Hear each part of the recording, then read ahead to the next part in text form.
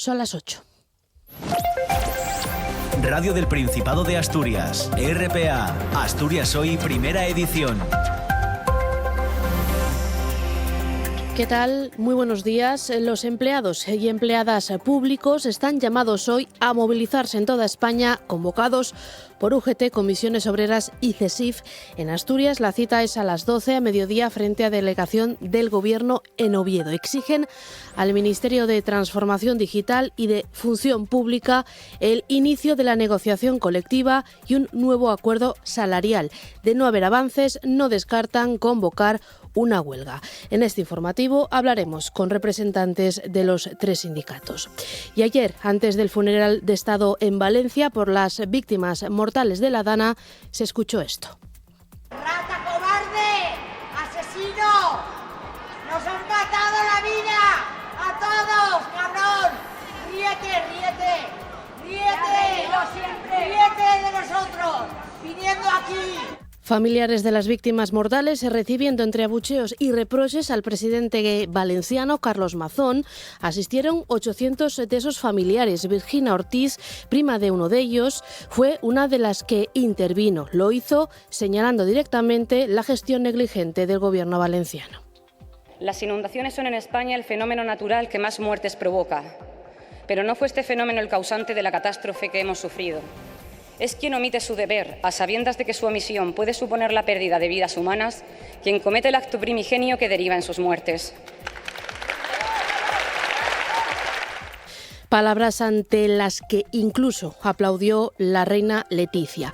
Y el presidente del Gobierno comparecerá hoy en la Comisión de Investigación del Senado del caso Koldo. Será una docena de senadores los que interpelen a Pedro Sánchez. El secretario general del Partido Socialista tendrá que responder en una sesión que se espera que dure más de 5 horas. Se le preguntará, por ejemplo, por la contabilidad de Ferraz o por los pagos en efectivo en el Partido Socialista.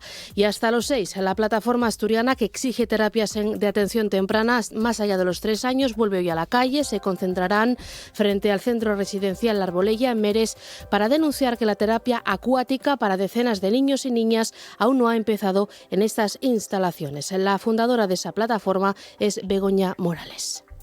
Pues las razones que nos están dando básicamente son por mantenimiento. Tampoco nos han comentado nada más. Simplemente nos van diciendo que ya nos llamarán cuando empiece. El año pasado también hubo problemas con el inicio de la piscina y al final acabó empezando a finales de enero. Asturias, recordamos, es la única comunidad autónoma del país donde el acceso gratuito a la atención temprana para niños y niñas que padecen enfermedades raras termina a los 3 años. Con esta portada del 30 de octubre empezamos esta edición, primera edición de Asturias Hoy. Lo hacemos con Paula Rodríguez, con Ángeles García en redacción y locución, con Elia Rivero quien les habla, con Diego Fernández en la parte técnica y con estos otros titulares. Asturias Hoy. Asturias centraliza la atención de pacientes con ictus en fase aguda. Lo hace para garantizar una atención rápida y eficaz. Habrá un neurólogo experto disponible las 24 horas, los 7 días de la semana y que elegirá la ruta más adecuada para cada paciente. Además, se reforzará el sistema de teleictus para garantizar que cualquier hospital público pueda acceder a la valoración experta de la coordinación en tiempo real. Lo cuenta Sergio Calleja, que es coordinador de la unidad de ictus de Luca. Va a ser capaz no solo de administrar el tratamiento a distancia, sino de asesorar a la persona que está atendiendo in situ al paciente acerca de qué hay que hacer, de qué tratamiento hay que administrar. Y el Principado asegura que aún no se ha abatido ningún lobo en las 25 cacerías programadas hasta ahora. Lo dice el consejero de Medio Rural. Ante una nueva petición del diputado popular Luis Ventacueli, Marcelino Marcos Líndez insiste en que no presentará los datos del plan de gestión del lobo hasta marzo de 2026. En las cacerías que han sido de momento... Piénselo bien. No, es que o sí o no, y en las cacerías que se han realizado no. Por el método de realización de batidas destinadas, batidas, que contempla el plan también, no se han realizado batidas. Y la papelera ENCE inicia un proceso de despido colectivo. Lo hace tras declarar pérdidas de 22 millones de euros en el tercer trimestre de año. De momento no se sabe a cuántos trabajadores afectará, pero el comité de empresa de ENCE Navia ya está al tanto de los planes de la empresa y a la espera de que les convoque a una reunión para abordar los detalles.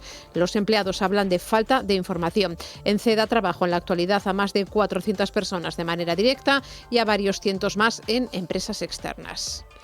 Y año y medio de prisión para un ganadero por provocar un incendio forestal por imprudencia grave en Las Regueras. El fuego quemó una superficie equivalente a 8 campos de fútbol con robles, castaños, fresnos y avellanos. La sentencia también obliga al condenado a pagar una multa de 9.000 euros. La Fiscalía ha explicado que el incendio ocurrió el 6 de septiembre de 2021 cuando el acusado prendió fuego en una zona de monte con la finalidad de limpiar el sendero por donde transitaba su ganado. El tráfico. Cuando son las 8:05 de la mañana, repasamos el estado de las carreteras de la mano, como siempre, de la DGT. ¿Qué tal? Buenos días. Muy buenos días, ¿qué tal? En este momento van a encontrar tráfico intenso si van a circular en la carretera 8 en el entorno de Gijón, ya en dirección Galicia o dirección Áviles, con hasta 2 kilómetros de retenciones, y se complica también la carretera A66 en los entornos de Lugones, Calles y Lugo de Llanera en sentido norte, ya en dirección a Gijón. Ligeras dificultades también en esta misma vía a su paso por Coyoto, ya justo en su enlace con la carretera A64. Gracias, DGT. Lo que toca ahora es irnos hasta las principales ciudades de Asturias para conocer el estado de la circulación. Empezamos por Oviedo. Policía local, buenos días. Buenos días. ¿Cómo se circula a estas horas por la ciudad? Por ahora el tráfico fluido en las entradas a Oviedo, la ciudad, tanto en la parte de Plaza de Castilla como en la parte de la S2. Tomamos nota, gracias. Oviedo, vamos con Gijón. Policía local, buenos días. Hola, buenos días. ¿Cómo es la situación en estos momentos? Bueno, pues hasta ahora tenemos más intensidad de tráfico de salida de la ciudad por la Avenida del Llano en dirección a la A8 y también por la AS377, carretera por la de Cielo, en dirección a la A8. En el resto de vías hay tráfico fluido y normalidad. Gracias, Gijón. Terminamos ronda en Áviles. Policía local, buenos días. Hola, buenos días. ¿Qué tal? ¿Cómo se circula a estas horas? Pues en Áviles el tráfico es fluido en estos momentos y sin retenciones. Gracias, Áviles. Vamos con el tiempo. El tiempo. Previsión que hoy nos acerca. David Arango, ¿qué tal? Buenos días. Cuéntanos, David. Hola, muy buenos días, Elia. Hoy tenemos por delante una jornada totalmente distinta a la de ayer. Ayer con precipitaciones durante todo el día, con un frente frío que nos cruzaba durante la tarde. Hoy esperamos que el viento de componente suroeste, que rondará los 60-70 kilómetros por hora en la cordillera cantábrica, nos deje ambiente mucho más estable. El frente de ayer se aleja por el este. Hoy tendremos mucha nubosidad media y alta. Será un día nuboso, pero no lluvioso. No va a llover en Asturias y suben un poco las temperaturas. Mañana las lluvias se quedan solamente en la cordillera cantábrica, en el resto nubes. Y además un nuevo ascenso de las temperaturas hacia la costa. Asturias al día.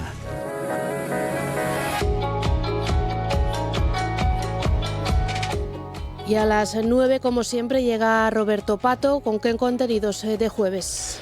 Hola, ¿qué tal? Buenos días. Pues hoy vamos a hablar sobre Alquilamoste, el programa aprobado el decreto que regula este programa del Gobierno del Principado, que refuerza el derecho a la vivienda, concilia intereses de los propietarios y los demandantes y favorece el acceso a personas y familias con ingresos limitados. Al menos eso es lo que dice el Gobierno. Lo vamos a someter a la opinión de los representantes políticos y van a estar hoy con nosotros Tino Vaquero, que es secretario de Vivienda y Agenda Urbana de la Federación Socialista, Susana Fernández, que es diputada del Partido Popular en la Junta, Gonzalo Centeno, que es diputado de Vox también en la Junta, y Jorge Pardo, que es representante de Izquierda Unida Convocatoria. En la entrevista vamos a charlar con el cineasta asturiano Sergio Montero, es el director, entre otras, de la película Tres hombres no pueden ocultarse bajo la tapa de un puchero, una película que está teniendo mucho éxito y que está teniendo algunos premios. Se va a proyectar mañana, viernes, en Mieres, y aprovechamos para hablar con Sergio Montero sobre la obra. Y vamos a cerrar el programa charlando con el escritor Carlos Gil de Gómez Pérez Aradros, que es autor de un libro que se titula Pareja de terapia, y es una historia de dos personas que son lo que no parecen y que intentan responder a una pregunta que ellos mismos no atreven a hacerse.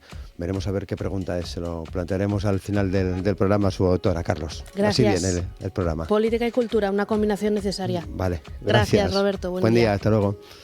Están escuchando Asturias Hoy, primera edición. Y lo comentábamos en la portada: funeral de Estado en Valencia por las 227 víctimas mortales de la Dana de hace un año. Un acto al que acudió Carlos Mazón en contra del deseo de las familias y mientras avanza la causa por su gestión de la situación, para que la justicia determine si fue o no negligente. El presidente valenciano fue recibido al grito de "no han muerto, los han asesinado" o 2011, ni olvido ni perdón, en referencia a la hora a la que se envió la alerta a los móviles cuando ya había decenas de muertos. Nos lo cuenta Xana Iglesias. ¡Rata! ¡Rata cobarde! ¡Asesino! ¡Nos has matado la vida! ¡A todos, cabrón! ¡Ríete, ríete! ¡Ríete! ¡Ríete de nosotros! Viniendo aquí, viniendo aquí te ríes de nosotros y de nuestros familiares. No te queremos, no te queremos. ¡Cabrón! Con la periodista sin vergüenza, cuando estaba la gente ahogándose. Son los gritos con los que los familiares de las víctimas de la Dana recibieron este miércoles por la tarde al presidente de la Generalitat Valenciana, Carlos Mazón, en el funeral de Estado que se celebró en el Museo de las Ciencias de Valencia cuando se cumple un año, el 29 de octubre, de la tragedia en la que perdieron la vida 229 personas a consecuencia de las riadas y más de 2.600 resultaron heridas. Unas 800 personas, entre familiares y autoridades, asistían a ese funeral de Estado, minutos antes de cuyo inicio los Reyes y el presidente del Gobierno, Pedro Sánchez, saludaron sin la presencia de Carlos Mazón, quien sí asistió al acto, en una sala anexa a 10 representantes de los familiares de las víctimas. Ellas fueron las primeras en tomar la palabra. Andrea Ferrari Canut es hija de una de las fallecidas. Por eso, este funeral no es solo un acto de recuerdo, sino un acto que nos ayuda a vivir con la misma valentía, la misma bondad, la misma fuerza y la misma luz con la que ellos vivieron. Un acto de compromiso, el de no olvidarlos, el de acompañarnos y el de mantener vivo su recuerdo para siempre. Un año después, todavía no ha llegado la calma, pero sabemos que esta no viene sola, sino que se construye con esfuerzo, con esperanza y con unión. Que no se nos olvide esto, convirtamos este homenaje en una lección, la de honrar la memoria de quienes se fueron, pero también la de cuidar a los que estamos aquí. También intervino Virginia Ortiz, prima de Juan Alejandro Ortiz, fallecido. Pedía que se depuren responsabilidades, que las muertes no sean en vano. Las inundaciones son en España el fenómeno natural que más muertes provoca, pero no fue este fenómeno el causante de la catástrofe que hemos sufrido. Es quien omite su deber, a sabiendas de que su omisión puede suponer la pérdida de vidas humanas, quien comete el acto primigenio que deriva en sus muertes.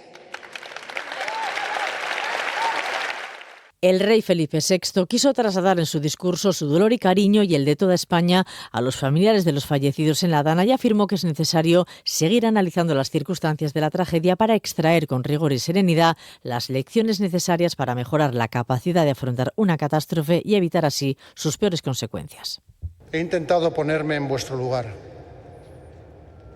imaginar qué os podía decir. Y no existen las palabras perfectas, solo sé que hay un sentimiento de dolor sincero que me une, que nos une a vosotros, a familiares, amigos y seres queridos, y que os acompaña con todo cariño en vuestro duelo. Y al término del funeral, de nuevo las víctimas se dirigieron a Mazón, le piden que dimita ante lo que califican de nefasta gestión de una crisis que dicen les partió la vida en dos. ¡Mazón, hijo de puta! ¡Mazón, división! ¡Mazón, división! ¡Mazón, división! ¡Mazón, división! ¡Mazón, división! ¡Mazón, división! ¡Mazón, división!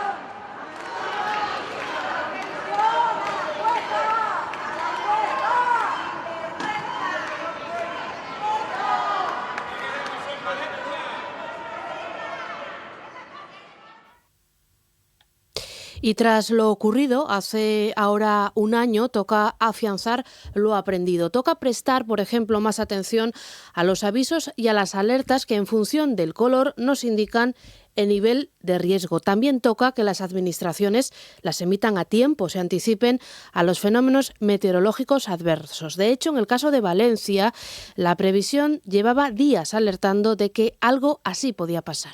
Los expertos llaman además a apostar por un urbanismo más responsable, evitando la construcción en zonas inundables y a estar atentos ante las informaciones falsas, ya que ante catástrofes de este tipo aumentan los bulos y las mentiras. En cuanto a las infraestructuras, la Asociación de Ingenieros de Caminos, Canales y Puertos denuncia deficiencias en la seguridad de los embalses de España. Alertan de que 3 de cada 4 presas de titularidad pública carecen de planes de emergencias y 1 de cada 3 necesitan refuerzos estructurales urgentes. Una situación de vulnerabilidad de la que se libran los embalses asturianos, que están mejor que la media, según el vocal de la asociación, Jesús Contreras.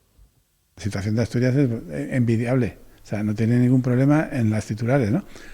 Pero no es así en el resto de España, en el Levante sobre todo, ¿no? RPA, Asturias Hoy, primera edición. Y lo avanzábamos en la portada de este informativo. El presidente del Gobierno comparecerá hoy a partir de las 9 en la Comisión de Investigación del Senado del caso Koldo.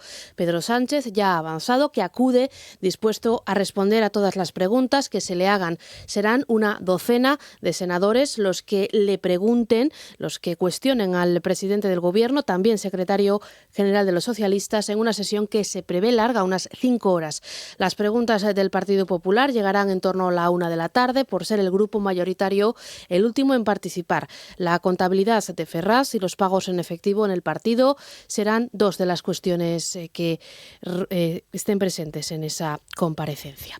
Y la militancia de Junts vota en la segunda y última jornada de la consulta sobre la decisión de la dirección del partido de dar por rotos los acuerdos con el Partido Socialista. La ruptura de Junts deja al Gobierno en minoría y complica el resto de la legislatura al Ejecutivo de Sánchez. La consulta, que es telemática, fue convocada por el Consell Nacional Extraordinario celebrado por Junts el pasado martes por la tarde, después de que la dirección ejecutiva del partido tomase el lunes por unanimidad la decisión de romper sus pactos con el PSOE por incumplir, dicen, los compromisos adquiridos en el acuerdo para investir a Pedro Sánchez en el 2023. Y en Gijón ayer declararon de manera presencial las 2 víctimas de la supuesta violación grupal llevada a cabo por 4 personas de nacionalidad portuguesa en una pensión del barrio del Carmen, en Gijón, en julio de 2021. La defensa indica que hay contradicciones en el relato de las víctimas, ya que los jóvenes se conocieron de copas y no coinciden las versiones. Hoy declaran los 4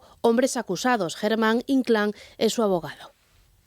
Lógicamente, cuando a unas personas les piden más de 40 años de cárcel por unos hechos que no cometieron, a uno hasta 22 años, a otro 14, tranquilos no pueden estar. Siempre tienen la preocupación, pero a la vez tienen la serenidad y la convicción de que son inocentes. Y la Policía Nacional asegura que ahora será la Dirección Adjunta Operativa del Cuerpo la que determine cuándo, cómo y por quién serán retirados los vehículos localizados en la balsa de Berbes, en Ribadesella. Unos vehículos en los que se sospecha pudieran estar los restos de María Trinidad Suar Díaz y su hija de 13 meses, a las que se busca desde hace 40 años. Allí vivió con su marido y su bebé en una vivienda de la que apenas salía. Los vecinos siempre pensaron que el hombre, conocido como el portugués, arrojó los 2 coches a la laguna de la antigua mina. RPA, Asturias Hoy, primera edición.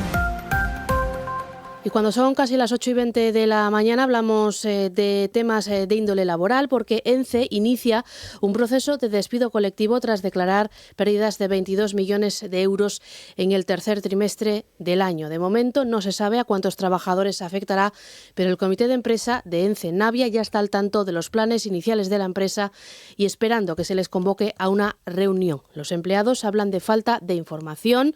Recuerdan que son 400 las personas que trabajan en Navia, más todas las que lo hacen a través de empresas externas. Y el presidente de la Cámara de Comercio de Oviedo, Carlos Paniceres, espera que el plan de reestructuración de Duro Felguera permita salir adelante a la empresa. Paniceres ve positivas las medidas para mantener la actividad y el empleo. Confía en que una empresa más pequeña tenga futuro. Vamos a ver con ese plan de una Duro Felguera más pequeña y a ver si pues tiene más futuro. Y hay algunos otros contratos que creo que ha llegado a un acuerdo con Serveo. Por lo tanto, también es buena noticia que esos puestos de trabajo se mantengan y que se haya ese traspaso de una compañía que también con solvencia y que tenga acreditación. Y los transportistas asturianos piden que se aplique a la AP66 la sentencia del Supremo que establece que las autopistas no pueden cobrar el peaje cuando estén en obras. En la del Güerna, recordamos, ahora mismo conviven los trabajos del Argallu y los de mejora de los túneles. El Gobierno del Principado ha anunciado que analizará en detalle la sentencia conocida esta semana y que obliga a devolver los pagos del peaje de la AP9 en Galicia durante las obras del puente de Rande. Nos lo cuenta José Pérez. Para los transportistas asturianos, la sentencia del Supremo es esperanzadora. Insisten en que, al margen de la ilegalidad de la prórroga del peaje del Güerna, Aucalsa debería suspender el cobro dadas las condiciones de una vía afectada por las obras de los túneles y las del Argallu. Alejandro García Monjardín es el presidente de la patronal del transporte Cesintra. La autopista se convirtió en una carretera nacional de alta montaña, no se le puede dar categoría de autopista y creo que si no, bonificar el precio total, sí deberíamos haber tenido una rebaja en el precio todo este tiempo que llevamos sufriendo de retenciones. La sentencia conocida este martes obliga a devolver lo cobrado en el peaje de la gallega AP9 entre 2015 y 2018 por las incidencias que provocaron las obras del puente de Rande.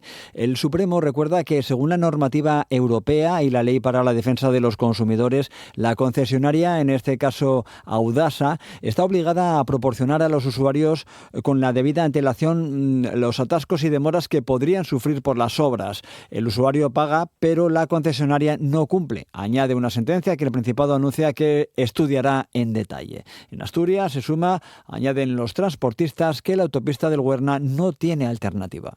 Es que no tenías alternativa, no te vale decir, si vas con un camión no te puedes decir, oye, no, me voy por Pajares porque hay obras aquí para evitarme el peaje. Creo que lo más sensato habría sido, y se mirará forma de repercutir eso, de reducir el peaje, si no eliminarlo.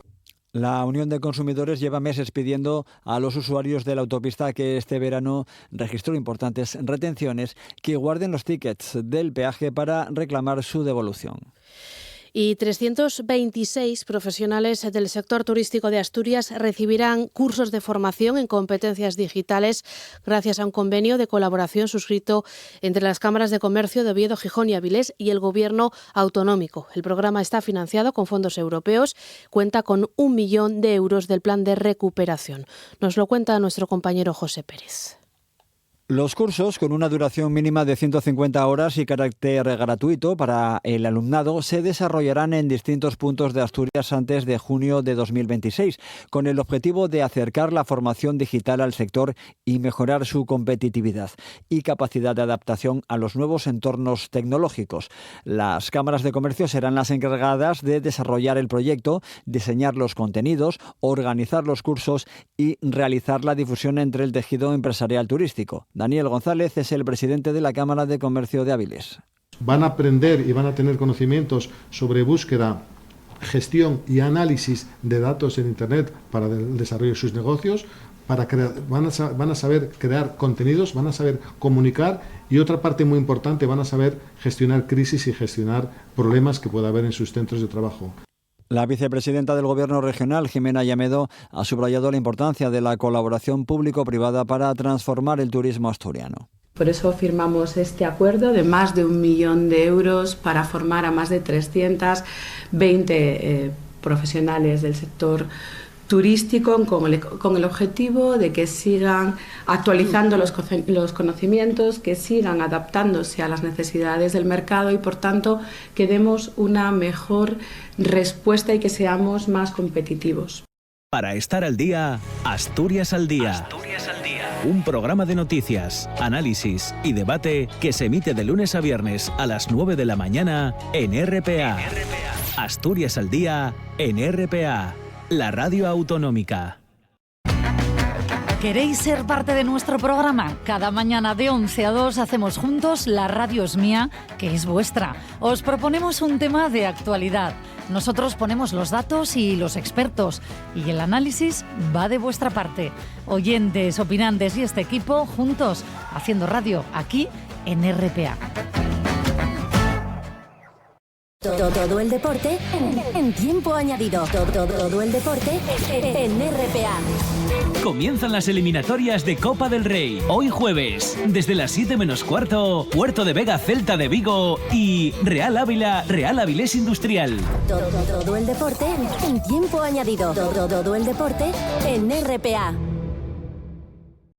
El tiempo vivido, el que vivimos y el que viviremos.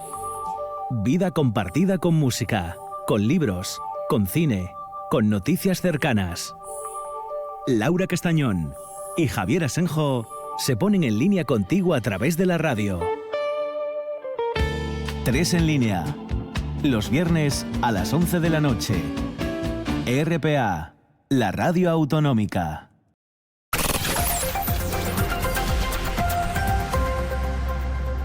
Bueno, arrancábamos comentándolo en apertura. Este 30 de octubre, los empleados públicos están llamados a movilizarse, convocados por UGT, Comisiones Obreras y CESIF. Las 3 organizaciones representan a más del 80% del personal público. La cita aquí en Asturias es a las 12 a mediodía, frente a Delegación de Gobierno, aquí en Asturias, en la capital, para exigir al Ministerio de Transformación Digital y de Función Pública el inicio de la negociación colectiva y un nuevo acuerdo salarial.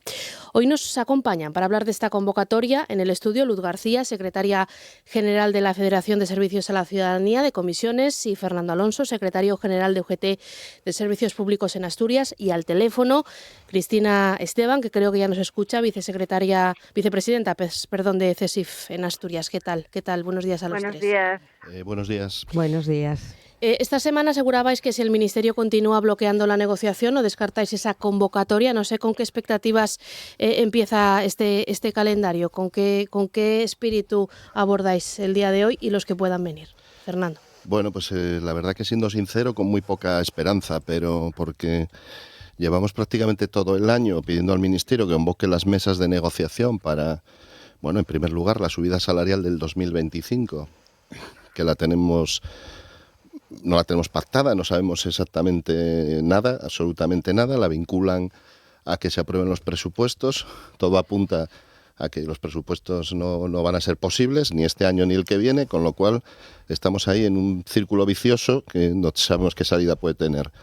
Entonces, ya cansados de que nos ninguneen y de que no nos hagan caso a nuestras reivindicaciones, hemos planteado un calendario de movilizaciones que, como bien dice, se inicia hoy con la concentración ante delegación del Gobierno, de los 3 sindicatos en unidad de acción.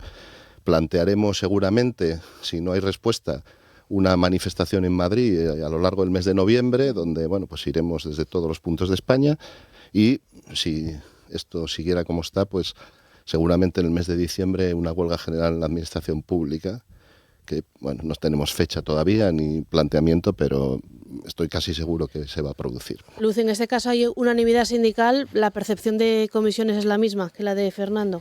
Sí, totalmente. Estamos los 3 sindicatos en este momento de acuerdo, porque hay una inacción por parte del Gobierno, que no somos capaces de arrancar compromisos reales. Es como que están jugando con nosotros, no están cumpliendo un acuerdo que ya se terminó en diciembre del 2024.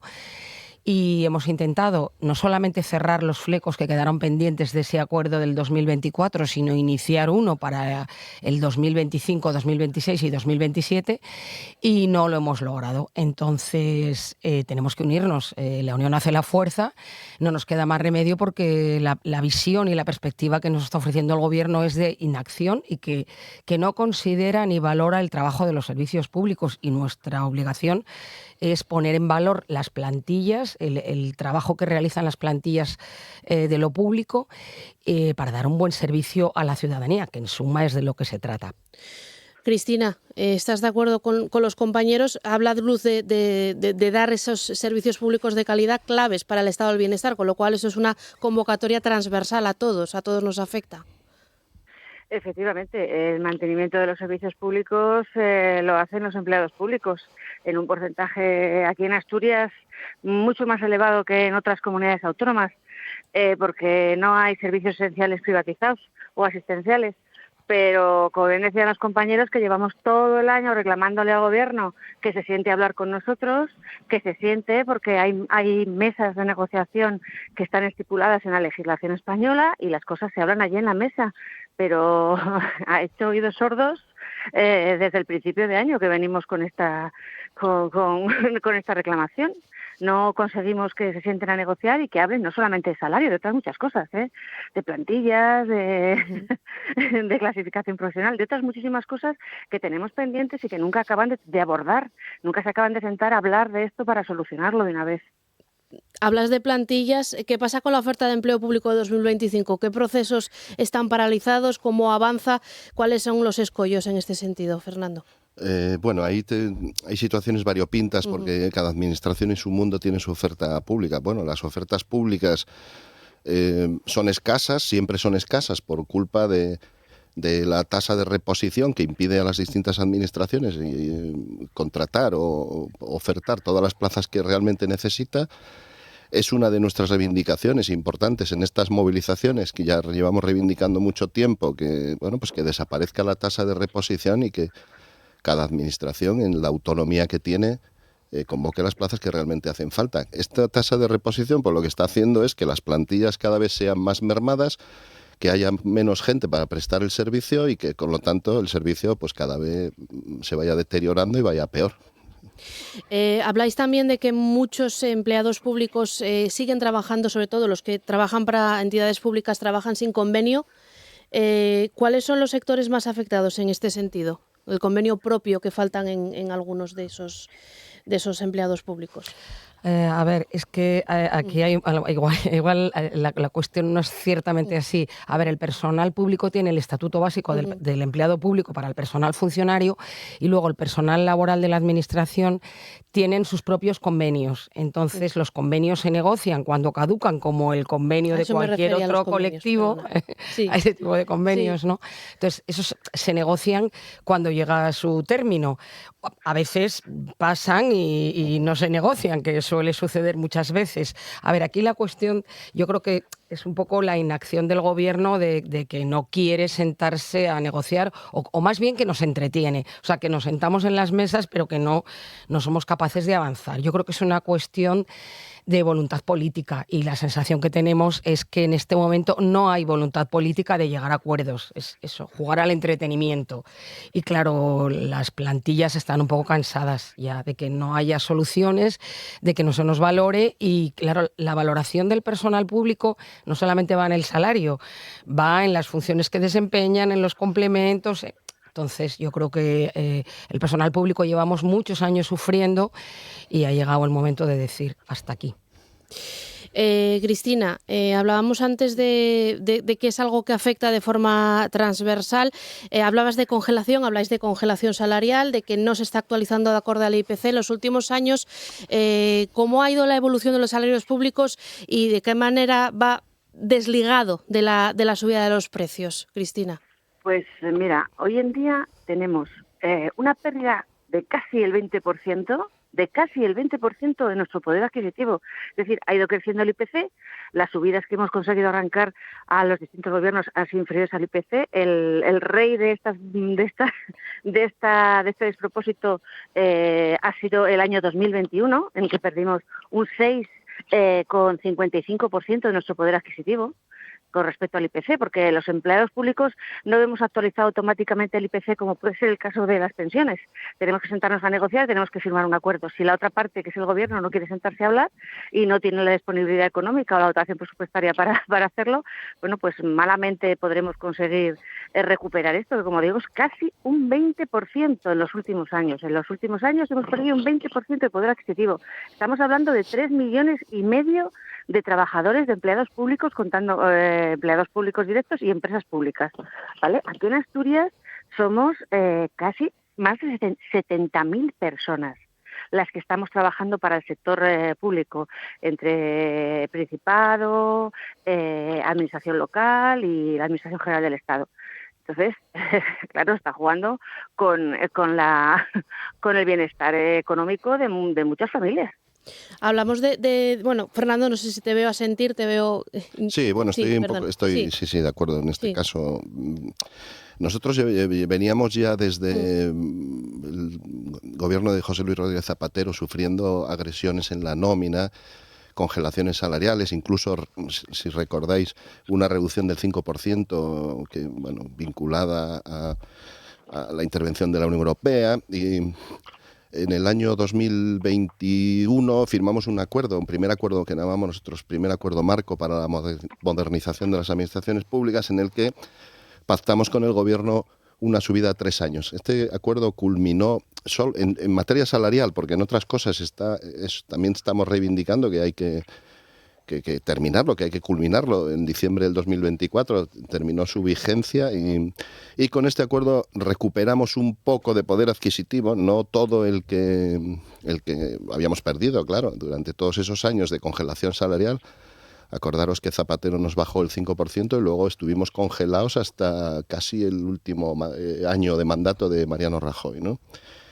Y ahora es lo que estamos reivindicando. Queremos sentarnos en una mesa de negociación, primero hablar de la subida del 2025, porque nuestra recuperación de poder adquisitivo iba vinculada a que una vez que culminara ese primer acuerdo se negociara un segundo acuerdo que nosotros... Bueno, por lo menos la UGT reivindica que dure la legislatura, dando por hecho que la legislatura, ya veremos, termina en el 2027. Y en eso estamos, pero claro, estamos perdiendo unos porcentajes de poder adquisitivo tremendos. Entonces la gente ya está muy cansada, estamos ya todos muy hartos y yo creo que hasta aquí hemos llegado, O sea, eso está claro. Estamos hablando de plantillas, estamos hablando de salario, también de jornada, la jornada laboral, la reducción de la jornada, Luz. Sí, también estamos hablando de jornada laboral porque aunque tenemos reconocido en el acuerdo marco que ha referido Fernando, que la reducción de la jornada a 35 horas, bien es cierto que no en todos los organismos está cumpliéndose. O sea, es uno de los flecos que queda pendiente. Reivindicamos la jornada laboral de 35 horas. Además, si os dais cuenta, es una reivindicación también social, no solamente del personal público. Nosotros lo teníamos pactado en ese acuerdo, pero como habéis visto, se ha intentado también externalizarlo y que sea para toda la clase trabajadora. No lo hemos logrado, ya sabemos por cuenta de quién, pero bueno, en la Administración entendemos que ya es una cosa que está pactada, por lo tanto, exigimos el cumplimiento de los pactos. Cristina, no sé si quieres, para concluir, compartir alguna reflexión, algún fleco que se nos haya podido quedar de todo ese grueso de reivindicaciones con las que salís hoy a la calle. Bueno, salimos a la calle también por otras cosas. Sí. Es que, aparte de esto, están los procesos de estabilización que iban a ser, bueno, la panacea para conseguir reducir la temporalidad en la administración pública, y se han llevado a cabo muchas veces de forma que no han conseguido esto, y luego están sin terminar muchos de ellos. O sea, que estamos hablando de que empezamos con la Ley 2021 un proceso, estamos finalizando el 2025, que tenían que estar finalizados el año pasado en diciembre, y no tenemos todavía a las personas que han superado el proceso trabajando en muchos casos. Entonces, claro, es un cúmulo de cosas, porque no solamente el dinero, como bien decían los compañeros, es que son muchas más. Es que las plantillas están envejecidas por culpa de las oposiciones que se convocan, que son claramente insuficientes, por culpa de la tasa de reposición. No tenemos carrera profesional en muchos de los ámbitos de la administración, que también está regulada en el TREBEP y no se ha desarrollado. Entonces, claro, estamos viendo que esto va cada vez peor, la plantilla está más envejecida, nuestros salarios están más mermados, la posibilidad de promoción interna está muy limitada y luego el acceso al empleo público es escaso, no es suficiente para mantener los servicios públicos. Entonces lo venimos diciendo hace tiempo, que hace falta un acuerdo en profundidad y que se cumpla. Porque firmar un acuerdo para no cumplirlo, bueno, pues a mí me parece engañar no solamente a los empleados públicos, también a la ciudadanía, que es quien recibe los servicios públicos, que son los usuarios de los servicios públicos. Y no olvidemos, son los que pagan, porque al final esto se sustenta con nuestros impuestos. Y no cumplir los acuerdos o firmar un acuerdo en falso es engañar también a la ciudadanía. Bueno, pues esperamos a los tres que haber dado voz, haber recogido todas las demandas, dejando claro que no es una cuestión meramente salarial de plantillas, que hay mucho más, que es transversal, y quedamos pendientes, Fernando Alonso, Luz García, Cristina Esteban, del devenir de los siguientes días, y estaremos pendientes de vuestras movilizaciones. Gracias a los tres. Bueno, pues gracias por darnos voz, y yo solo me queda decir que instar a los empleados públicos a que hoy a las 12 consigamos llenar la Plaza de España de gente y estemos ahí reivindicando nuestros derechos. Gracias. Buenos días a los tres. Gracias. Buen día. Asturias Hoy, primera edición. Noticias.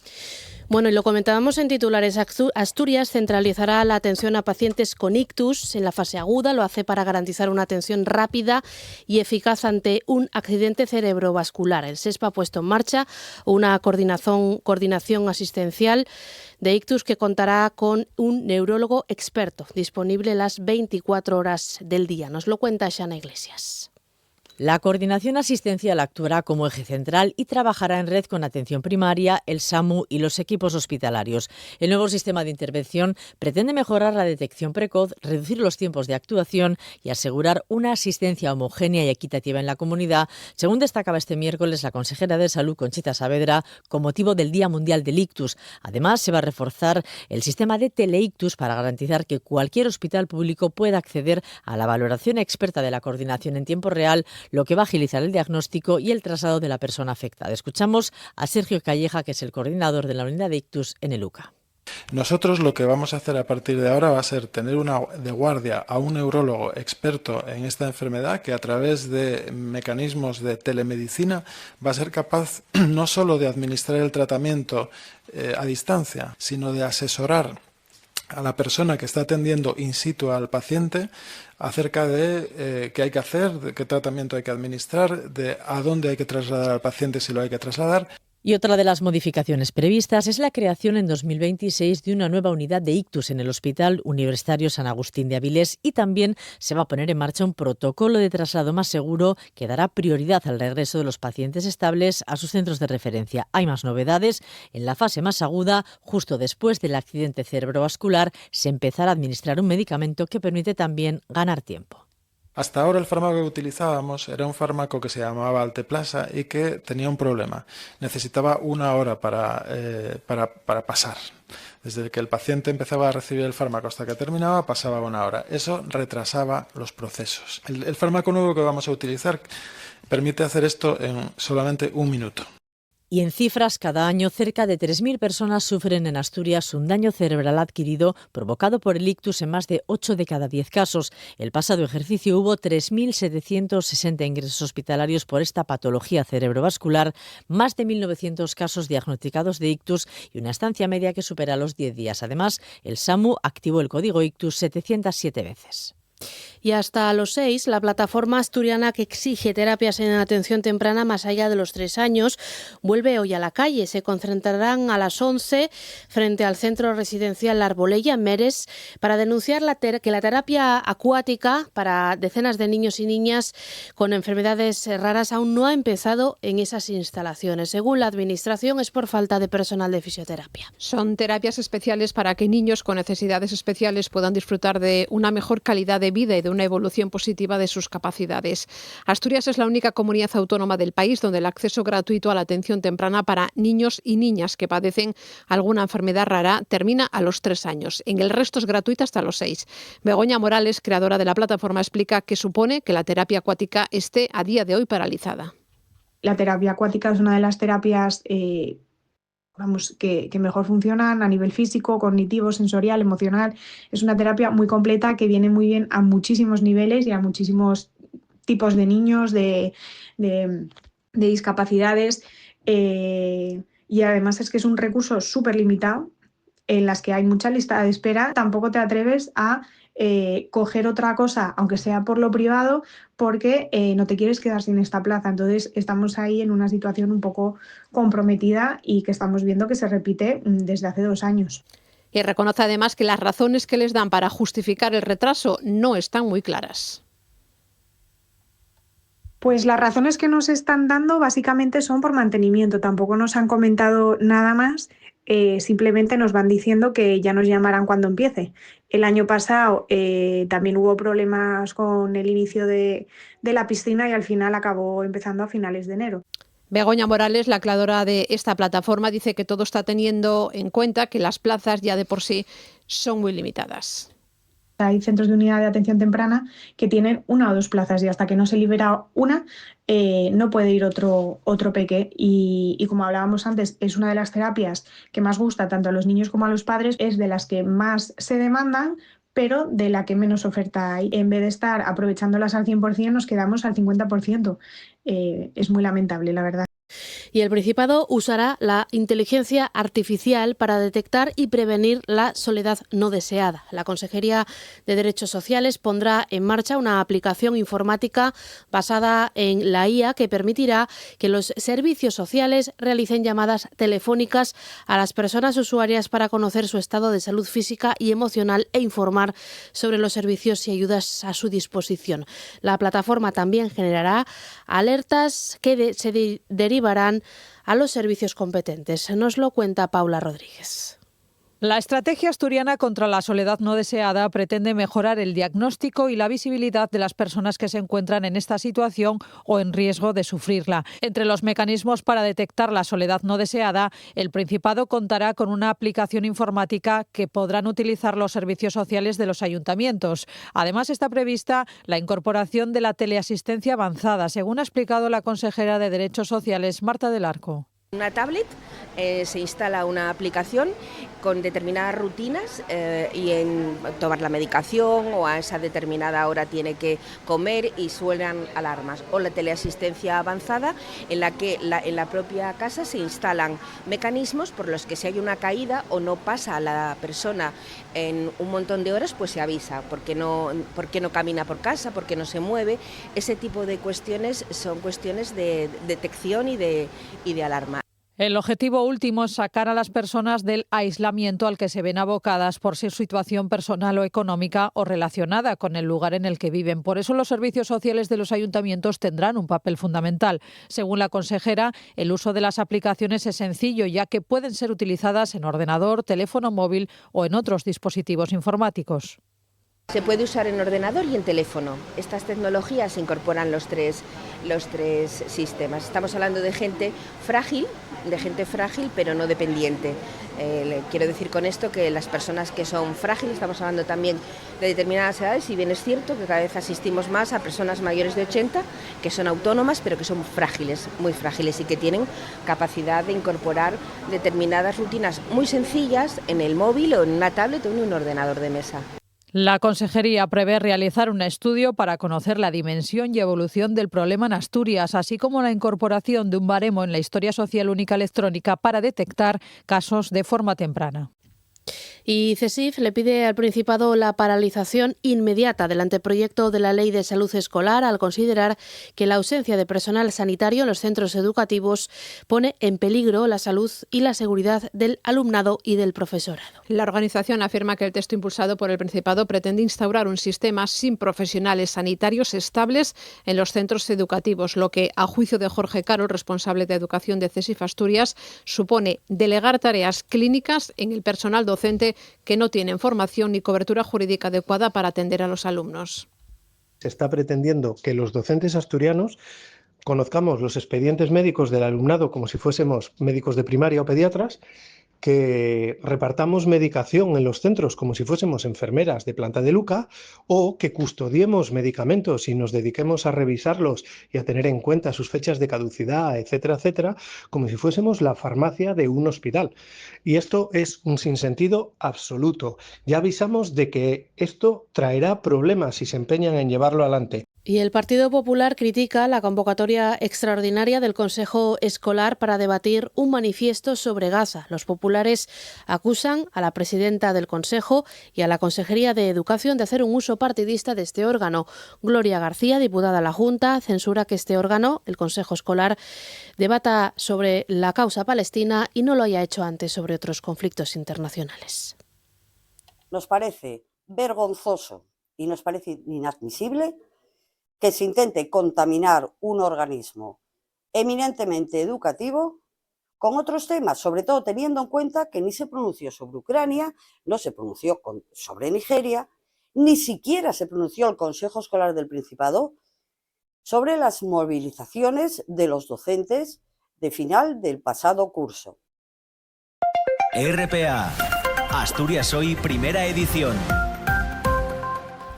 Y cuando son casi las 9 menos 10 de la mañana, vamos con un tema que ya avanzábamos en los titulares, y es que el consejero de Medio Rural asegura, Marcelino Marcos, ha asegurado en la Junta que hasta el momento se han realizado 25 cacerías de lobo en reservas regionales y que de momento no se ha conseguido abatir ningún ejemplar de esta especie de lobo. Nos lo cuenta Paula Rodríguez. Las cacerías aún no han logrado abatir a ningún lobo. Ante una nueva petición del diputado popular Luis Bentacueli, el consejero Marcelino Marcos Líndez ha reiterado que no presentará los datos del plan de gestión del lobo hasta marzo de 2026. En las cacerías que han sido de momento... Piénselo bien. No, es que o sí o no, y en las cacerías que se han realizado, no.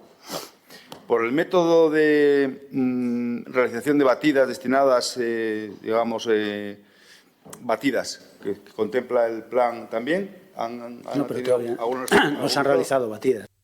Por otro lado, los ganaderos de Candamo, acompañados por URA, se concentraron ayer para denunciar el incremento de ataques del lobo en una zona no incluida en el plan de gestión de la especie. El coordinador de URA, Borja Fernández, habla de fracaso y pide que se incluya esa zona en el plan. Pues es un poco inconcluente tenerla catalogada como zona libre de lobo y que haya certificados daños por la propia administración. Entonces pedimos actuaciones urgentes, pedir hacer un análisis de la situación, a dónde estamos llegando, a que la especie está colonizando zonas que hasta ahora nunca jamás hubo lobos. Y fuera de Asturias, un juzgado de Santander ha admitido a trámite la querella presentada por el partido animalista PACMA y ha citado a declarar como investigados a la consejera de Desarrollo Rural y al director general de Montes del Gobierno de Cantabria.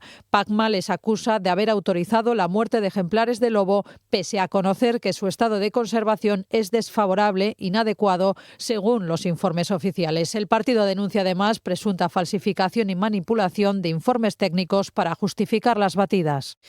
Y un ganadero ha sido condenado a 1 año y medio de prisión por provocar un incendio forestal por imprudencia grave en Las Regueras. El fuego quemó una superficie equivalente a 8 campos de fútbol con robles, castaños, fresnos y avellanos. La sentencia también obliga a esta persona a pagar una multa de 9.000 euros. La Fiscalía ha explicado que el incendio ocurrido en septiembre del 21, cuando el acusado prendió fuego en una zona de monte con la finalidad de limpiar el sendero por donde transitaba su ganado. Y el Consejo Regulador de la Denominación de Origen de Queso Cabrales rechaza la utilización de leche no adscrita a la DOP. Aseguran que la elaboración de ese queso con leche que no pertenezca a la zona supondría correr el riesgo de perder el sello de la denominación de origen.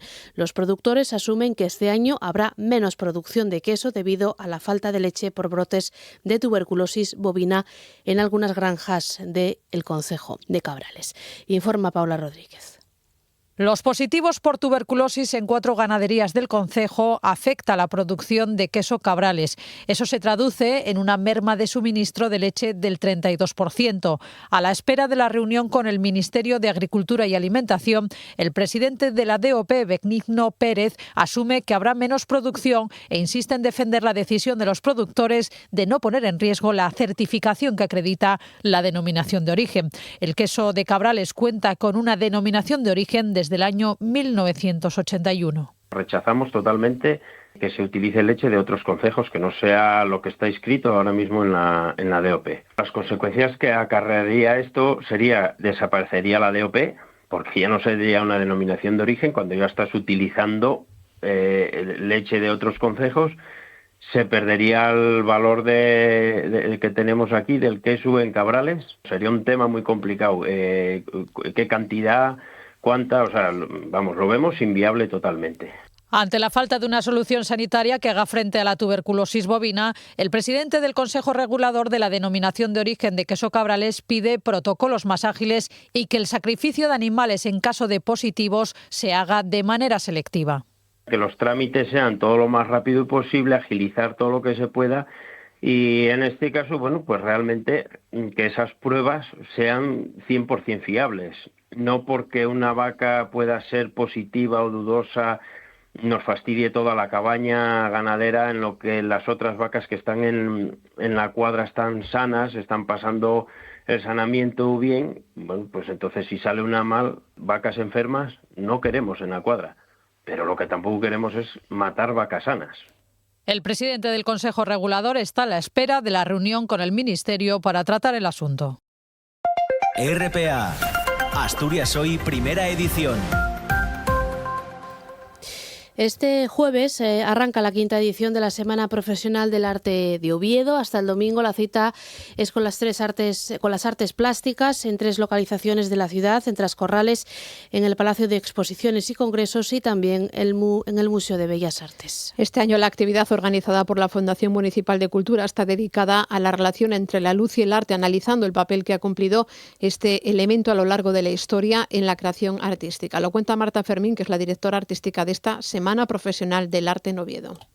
La luz es muy amplio el lenguaje que hay en él, desde el técnico y básico que aprendemos en los inicios hasta algo más conceptual, ¿no? La luz que necesitamos también para caminar y seguir vivos, ¿no? Y latiendo. Y también son unos momentos que vemos oscuros los artistas, y es una manera de manifestar también que necesitamos un poco de luz y de paz en el mundo, viendo todo lo que nos rodea.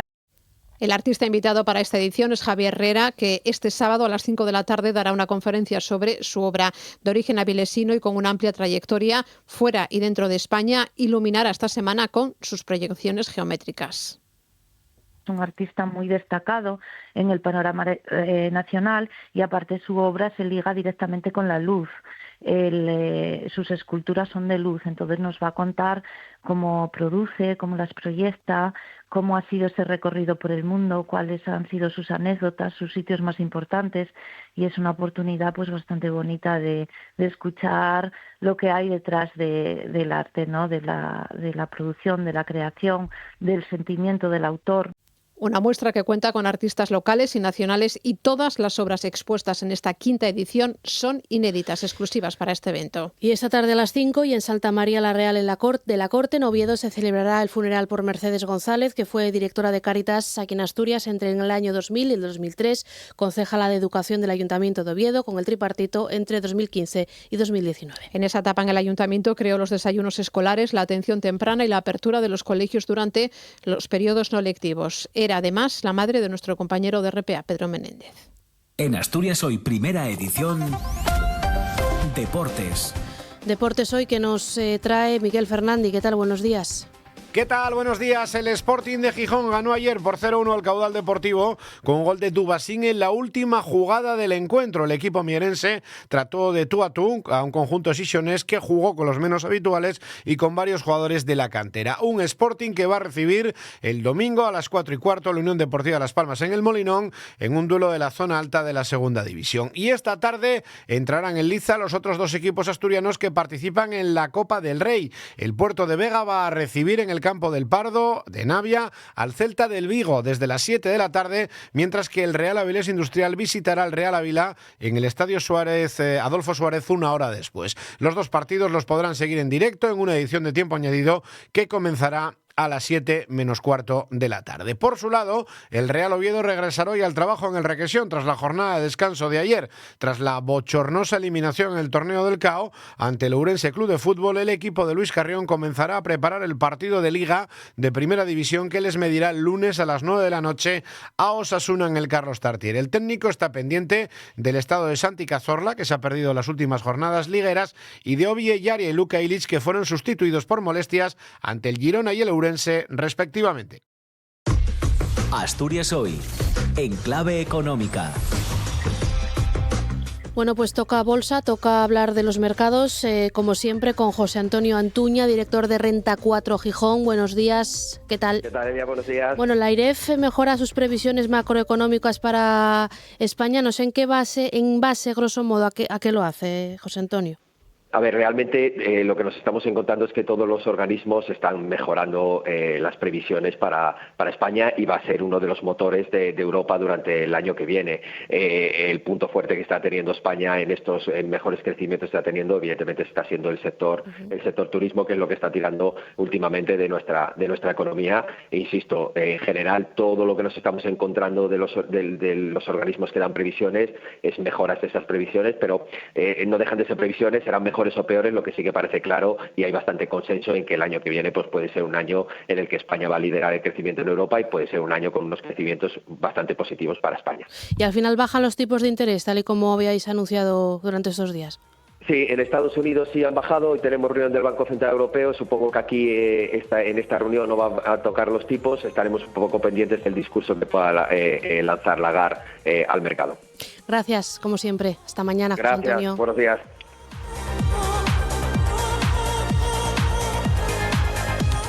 Y les dejamos con Lady Gaga, que está en España de gira con su actuación de Mayhem Ball. Hoy dará el segundo concierto en Barcelona de los 3 que tiene previstos en la ciudad condal.